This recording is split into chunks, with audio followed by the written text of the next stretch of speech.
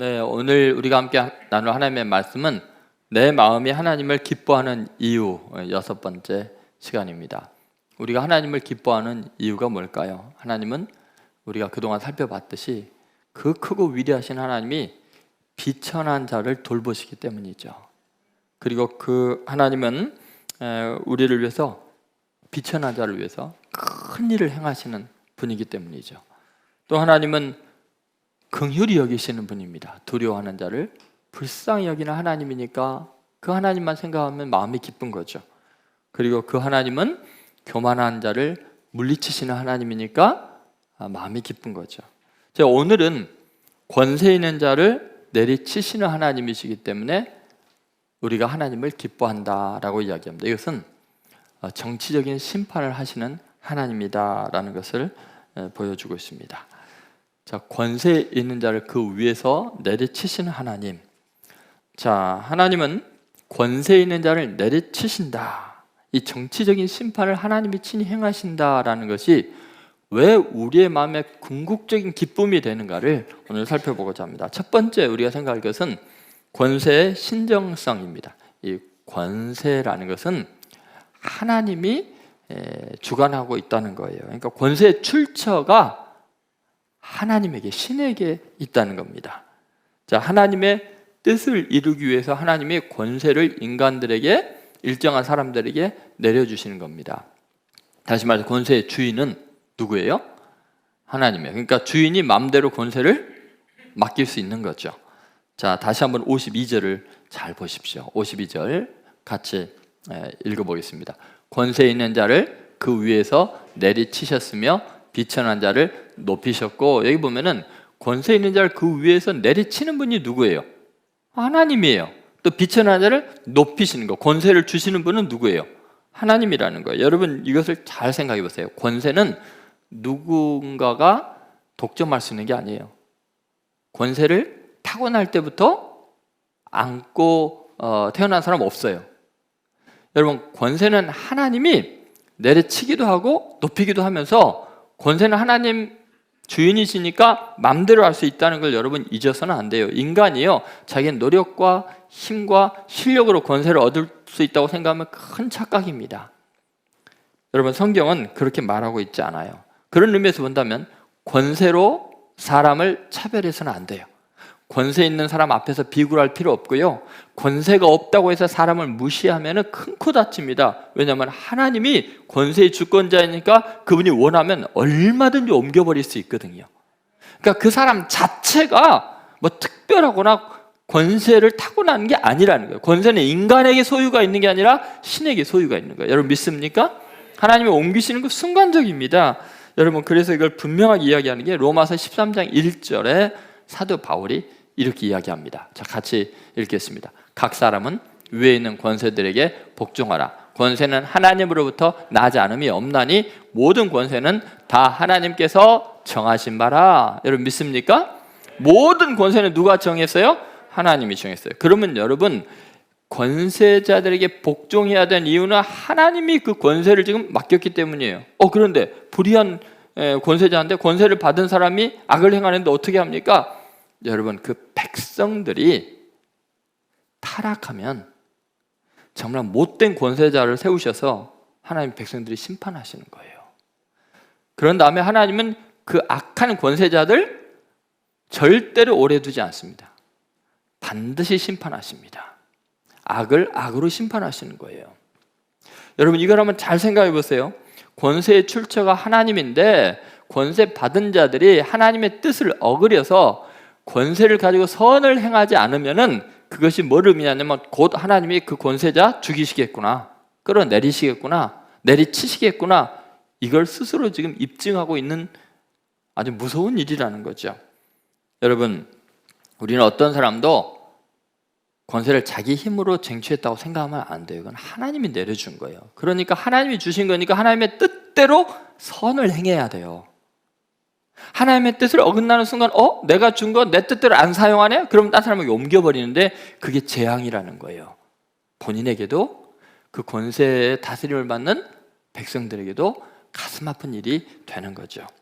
자, 로마서 13장 4절에 그것을 이야기하고 있습니다. 자, 같이 읽겠습니다. 그는 하나님의 사역자가 되어 내게 선을 베푸는 자니라. 그러나 내가 악을 행하거든 두려워하라. 그가 공연히 칼을 가지지 아니하였으니 곧 하나님의 사역자가 되어 악을 행하는 자에게 진노하심을 따라 보응하는 자니라. 하나님의 권세를 주신 이유가 뭐예요? 선을 행하게 하는 거예요. 악을 행하는 자를 징계하기 위한 건데, 근데 거꾸로 하면 어떻게 되겠어요? 거꾸로 하면 그 권세를 잃어버리게 되는 거예요. 이제 하나님의 심판이 권세자에게 임하는 순간이 바로 그렇게 임하게 되는 거죠.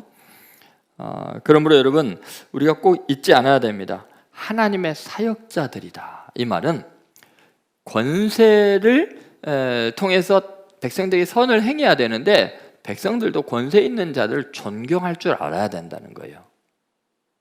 그런데 더 중요한 건 뭐냐면, 지금 바울이 이것을 로마 시대 이야기하거나 로마의 식민지로 있는 나라 사람이 이야기하는 거잖아요.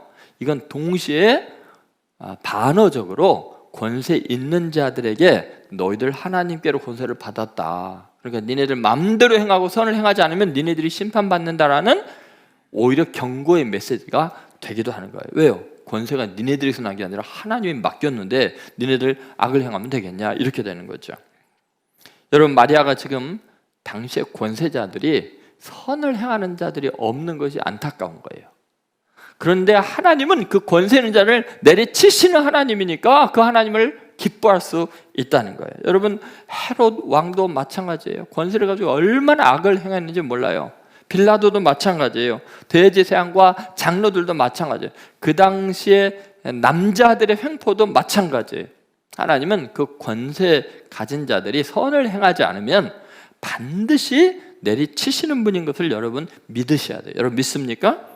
하나님이 반드시 권세는 심판하게 돼 있다. 여러분 개인들도 마찬가지예요. 여러분들이 뭐 아버지라고, 또 뭐 남편이라고, 또 회사의 회장이라고 여러분이 큰 소리 치는 날이 오래 가지 않습니다. 한순간에 가버리는데요. 뭐 갑자기 내 몸속에 무슨 병이 일어나고 있을지, 갑자기 무슨 국제적인 정세 흐름 때문에 사업이 망하게 될지, 하나님이 심판하고 사람을 낮추시는 건요, 순간적입니다.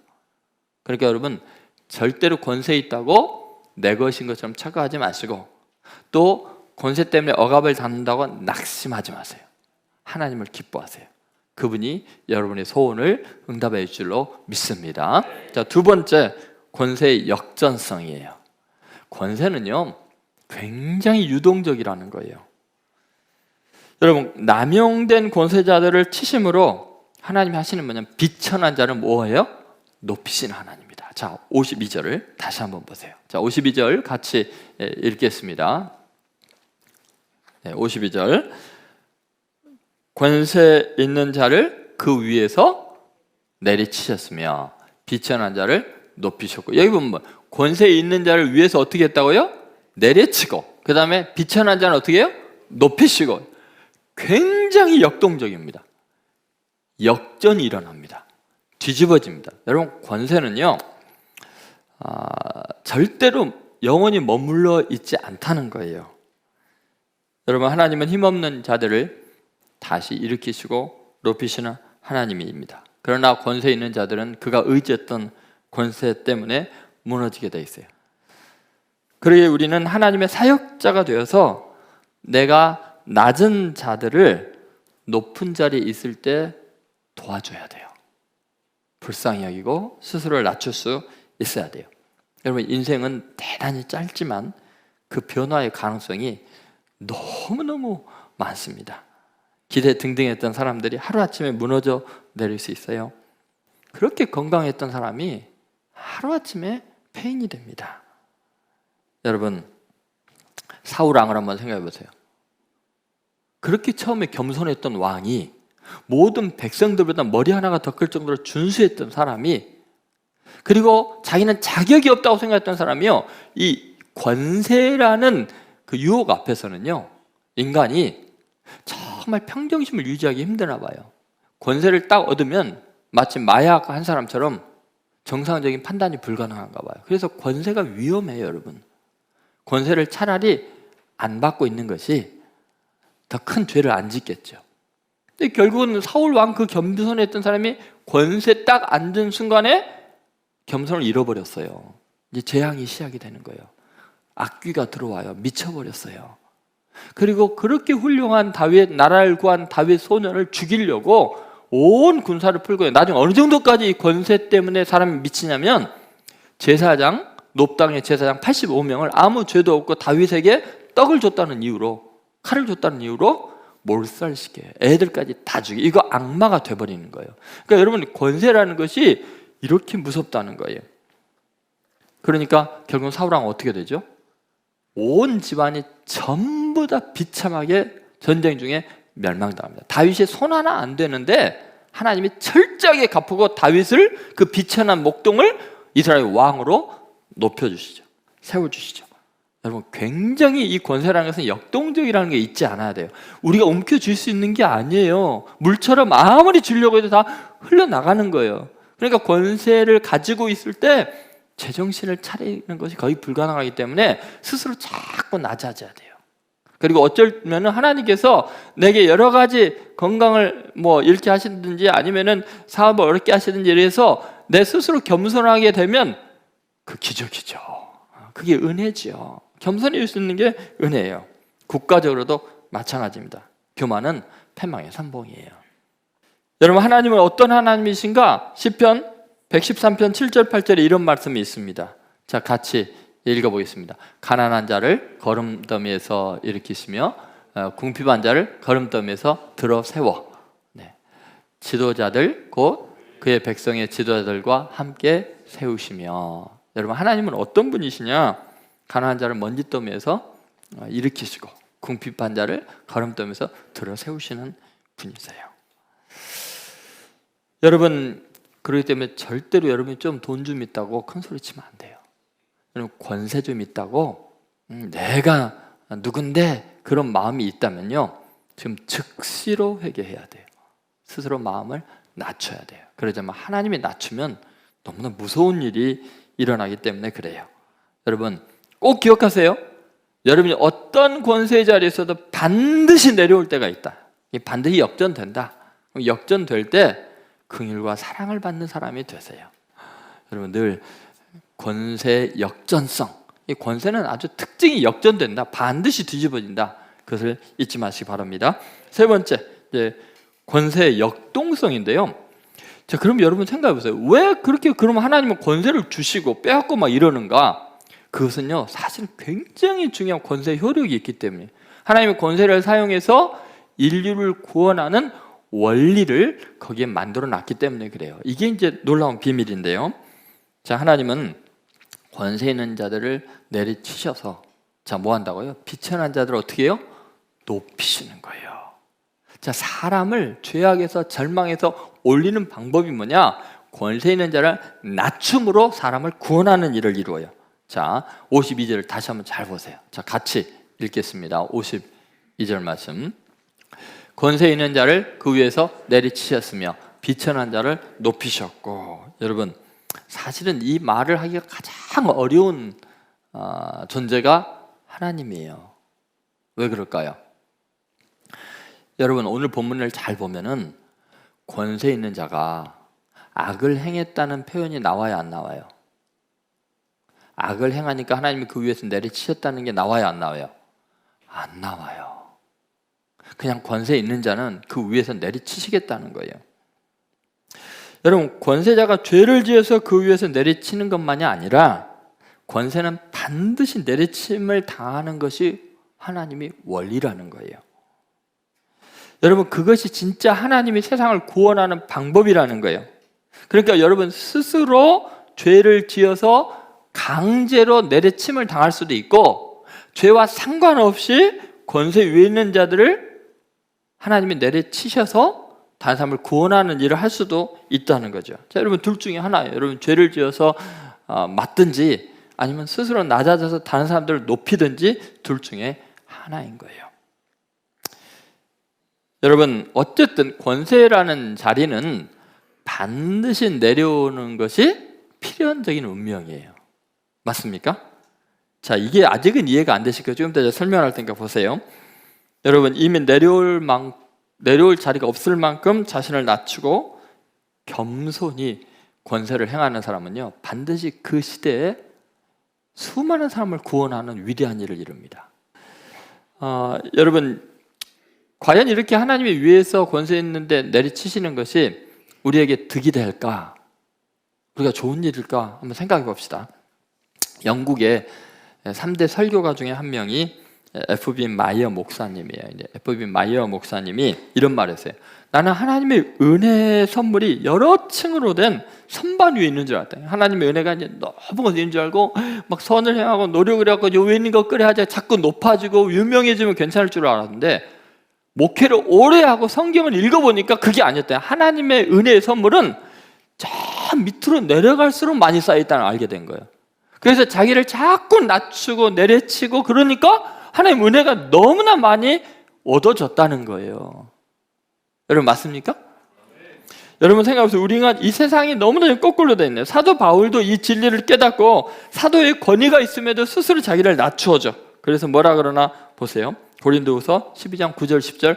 오늘 노동수 형제가 어떻게 알고 이 찬양을 했는지 모르겠어요. 똑같은 그 본문이에요. 같이 한번 읽어보겠습니다. 나에게 이르시기를 내 은혜가 내게 족하도다. 이는 내 능력이 약한 데서 온전하여 됨이라 하신지라. 그러므로 도리어 크게 기뻐함으로 나의 여러 약한 것들에 대하여 자랑하리니 이는 그리스도의 능력이 내게 머물게 하려 함이라. 그러므로 내가 그리스도를 위하여 약한 것들과 능력과 궁핍과 박해와 곤고를 기뻐하노니 이는 내가 약할 그때 강함이라. 여러분 예수 잘 믿고 신앙생활 잘하는데, 아니면 착하게 살았는데 왜 내가 약해지고 내가 정말 의지할 일이 없어지고 왜 이렇게 비천해지는 줄 아십니까? 하나님이 진짜 여러분을 강하게 만드시려고 해요. 여러분 돈 좀 있는 거, 권력 있는 거, 그것이 내 자신과는 아무 상관없어요. 날개 달린 것처럼 그냥 떠나가거든요. 근데 여러분 사람이요, 하루아침에 아파지고 권세 잃어버리고 돈 잃어버리면요, 내면의 영적으로요 하나님을 찾게 돼요. 영혼이 강해지기 시작하고요, 사람이 진실해지기 시작하고요, 겸손해지기 시작하고요, 인생을 넓게 보기 시작하고요, 다른 사람을 배려하는 마음이 생기고요, 진짜 큰 사람이 돼요. 하나님이 나를 높은 데서 내려치심으로 나를 진정으로 복되게 하시고 다른 사람을 이해하게 하시고 다른 사람 도와줄 수 있는 사람 만든다는 거예요. 그래서 고린도후서 11장 7절에 바울이 이렇게 이야기합니다. 같이 읽겠습니다. 내가 너희를 높이려고 나를 낮추어 하나님의 복음을 값없이 너에게 전함으로 죄를 지었느냐. 여러분 보세요. 너희를 높이려고 뭐 한다고요? 나를 낮추어. 여러분 로마 시민권자를 가진 사람이요, 학자 중에 학자요, 가말리 문화생이에요. 최고의 석학인 그 사람이 비천한 자가 되어서 맨날 매 맞고 쫓겨다니고 그런 것이 다른 사람들은 뭐 하는 거예요? 높이기 위한 거예요. 마리아가요 찬양하는 이유가 여기에 있었던 거예요. 자신들을 높이려고 지금 그 주께서 낮아지시는 것을 알고 있는 거예요. 이 복음이라는 것이 얼마나 놀라운 것인가. 여러분 세상에서 하나님께 쓰임을 받는 권세 있는 자가 되는 것은 하나님께 지금 나를 낮추시는 그것을 통해서 이제 나를 쓰시고 우리 가정을 쓰시고 내 자손들을 쓰시려나 보다, 그렇게 생각하면 돼요. 하나님의 영광은 낮출 때 나타나요. 여러분 모든 만물을 다 하나님이 그렇게 만들어 놓았어요. 고기압에서 저기압으로 바람이 흐를 때 어마어마한 에너지가 나오죠. 폭포수 위에서부터 밑으로 물이 떨어질 때 엄청난 전기가 발생하죠. 여러분 위대한 사람이 자기를 낮추면 큰 감동이 일어나는 거예요. 여러분 우리의 사역에 감동과 복음의 영광이 나타나지 않는 이유가 뭘까요? 주님께서 주신 복들, 그 권세들로 자신을 낮추는 일을 하지 않기 때문이에요. 여러분 진정한 복은, 하나님의 나라는 위에 있는 자가 스스로를 낮출 때 하나님의 나라가 임하는. 그래서 예수님이 뭐라고 했어요? 너희가 어린아이와 같지 않으면 결단코 천국에 못 간다는 것은, 우리가 어린아이 같이 겸손해지고 낮아지면은 거기 하나님의 나라의 능력이 나타난다는 거예요. 그래서 예수님은 자기를 낮추어서 십자가형의 죄수로 죽는 것을 최고의 영광으로 알았어요. 왜요? 자, 하나님이라는 존재는 더 이상 높아질 수 없는 지극히 높으신 분이죠. 이분의 영광은 얼마큼 많이 낮아질 수 있는가, 자기를 얼마나 비워서 낮은 자들과 같아질 수 있는가가 그분의 위대함인 거예요. 더 이상 높을 수가 없으니까요. 그래서 예수님이 그 하나님의 본체인 분이 죄인을 구원하려고 십자가에 매달려 죽으시는 그것을, 가장 비천한 자가 되는 것을 인자가 영광을 받을 때가 왔도다 그랬어요. 왜냐하면 높은 자가 낮아질 때 낮은 자가 높아지는 어마어마한 구원의 역사가 일어나기 때문에 그런 거예요. 여러분, 높은 자가 스스로 낮은 길을 선택하면 기적이 일어납니다. 감동이 있습니다. 구원이 있습니다. 그래서 야고보 사도도 이렇게 말해요. 야고보서 1장 9절 10절에 이렇게 이야기합니다. 자, 같이 읽겠습니다. 낮은 형제는 자기의 높음을 자랑하고 부한 자는 자기의 낮아짐을 자랑할지니 이는 그가 풀의 꽃과 같이 지나갑니다.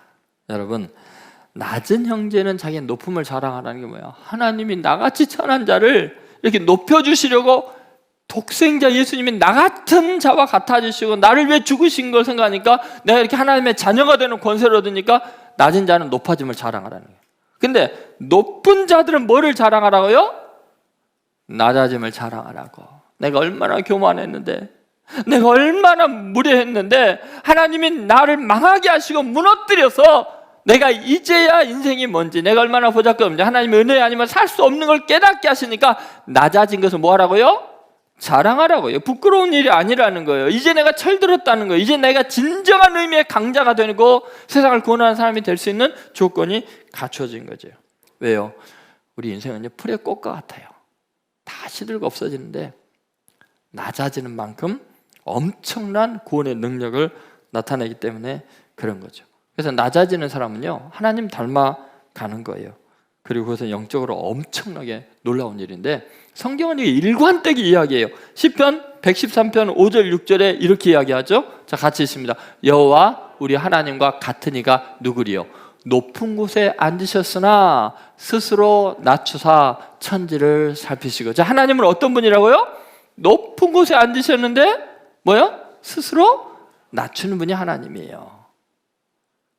그런데 하나님을 믿고 예수를 믿는다고 하는 우리가 길을 쓰고 높아지려고 하고 자기 권위 주장하려고 하고 심지어 자기 가족에게도 앉으려고 하고 자존심 상해하고, 그게 어찌 하나님을 믿는 사람이겠습니까? 하나님과 거꾸로 가는 거지. 사탄이 하는 일이 자꾸 높아지려고 하는 거죠. 하나님의 거룩한 신성은 스스로 낮추는 것에 있는 거예요. 비교할 수 없는 그분이 가장 낮은 자를 구원하시기 위해서, 높이기 위해서 낮아진 거죠. 자, 이제 오늘 이 말씀을 여러분 마음속에 잘 생각해 보십시오. 예수님이 제자들에게 누가 크니까 하고 다투는 그들에게 세상 권력자들은 그러지만 너희는 그들과 같지 아니하니, 그렇게 분명히 이야기하셨어요. 여러분, 교회에서도 우리 가정에서도 또 친구 사이에서도요, 자꾸 한번 낮추려고 해보세요. 여러분, 이 진리의 말씀이 하나님의 말씀을 믿습니까? 한번 실천해 보세요. 가정에서 길을 쓰고 높아지려고 하지 마세요. 친구 사이에서 자꾸 다른 사람 높이고 자기를 낮춰보세요. 그 공동체를 구원하는 사람이 된다니까요. 엄청난 영향력 있는 사람이 되는 거죠. 복음은 바로 그런 거예요. 정말 스스로 낮추신 주님을 본받는 것이 얼마나 중요한 일인지 모릅니다. 자, 예수님은 그렇게 자기를 낮추셨습니다. 얼마나 낮추셨느냐? 하나님의 본체인데 자기를 비워서 종의 형체를 가지고 십자가에 죽을 만큼 낮아지셨습니다. 심지어 하나님께 버림을 받는 자리까지 갔어요. 엘리 엘리 라마 사박다니, 나의 하나님 어찌하여 나를 버리셨나이까. 이것이 구원을 이루는 엄청난 일이었습니다. 여러분, 꼭 그렇게 자기를 낮춤으로 하나님의 의를 이루는 성도들 되시기를 주의 이름으로 축원드립니다.